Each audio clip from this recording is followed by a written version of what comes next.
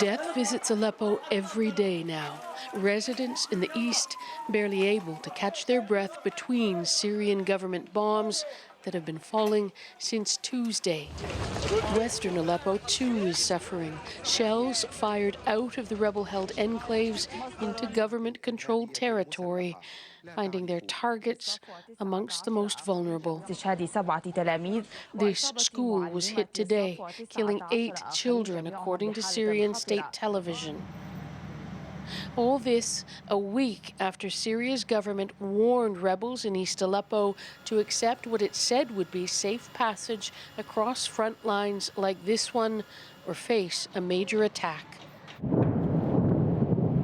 Over the past 6 days, the number of dead in the east has climbed to more than 200, according to observer groups. The bombing campaign amongst the most intense of the entire war. But the government in Damascus refuses to accept responsibility for civilian deaths. The tragedy is that the terrorists did not allow the civilians to go out.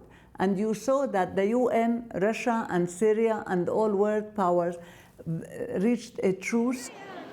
In fact, Syria and Russia have yet to agree to UN ceasefire proposals. The rebels have, but in principle only. But as the situation becomes even more dire in Aleppo, if that's possible, there is talk of an attempt at international diplomacy again here in Damascus. Thank you very much. The UN Special Envoy for Syria, Staffan de Mistura, arrived for a meeting with the Syrian Foreign Minister today, but it didn't go well. De Mistura wants rebel militants to leave East Aleppo, but a commitment from Damascus that the local political leadership there can remain in charge for now.